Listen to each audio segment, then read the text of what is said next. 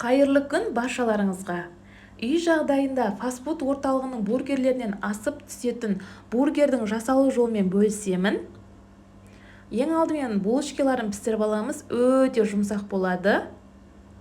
Ол үшін ыдысымызды алып, жылы сүтімізді, суымызды, тұзымызды, шекерімізді, алдын ала ертіп алған сары майымызды құямыз.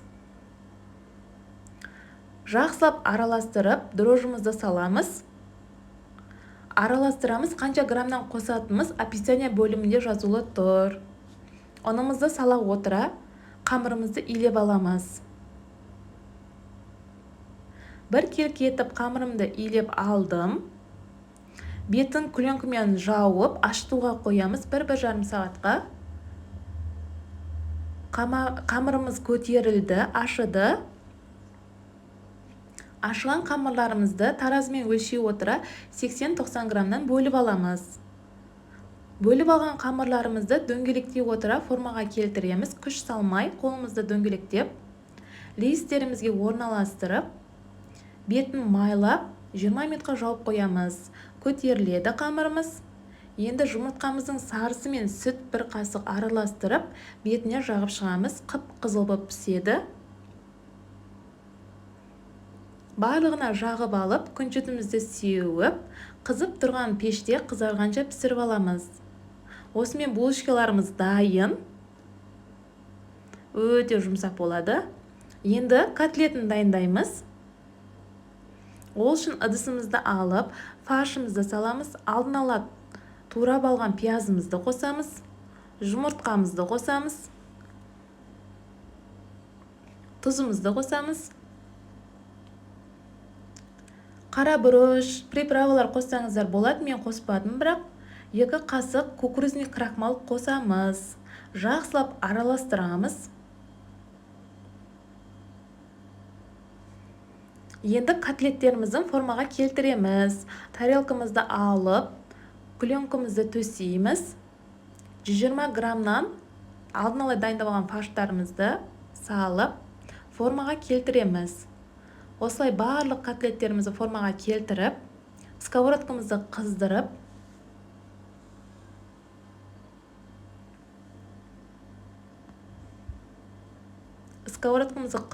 осылай қуырып пісіріп аламыз.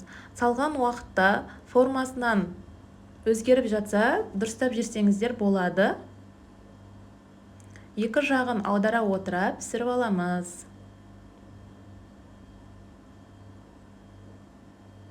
Осылай котлеттеріміздің барлығын дайындап алдық, пісіріп. Енді алдын ала дайындап алған булочкаларымызды, өте жұмсақ булочкаларымызды ортасын бөлеміз пышағымызбен.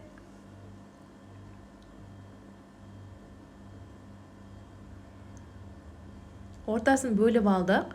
Енді қызып тұрған сковородкамызге ортасын бөліп алған булочкаларымызды қойып, қызартып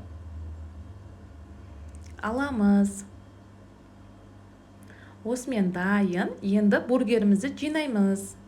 Кетчупымыз бен майонезімізді жағып. Үйдегілер кетчуп жақсы көргендіктен мен кетчуп тағы қостым. Алдын ала соус қып дайындап алсаңыздар да болады. Салатный листімізді, помидорымызды, алдын ала дайындап алған котлетімізді, сырымызды, осындай сыр пайдаланамын мен арнайы бургерлерге арналған. Помидорымызды, огурцымызды саламыз. Осымен бургеріміз дайын. Қимылдап кетпеу үшін шпажка ортасына тесіп саламыз. Міндетті түрде жасап көріңіздер, өте дәмді болады. Осымен кереметтей бургерлеріміз дайын. Үй жағдайында өздеріңіз жасап көріңіздер міндетті түрде. Барлық жанның көңілінен шығады. Ас болсын, істеп көріңіздер.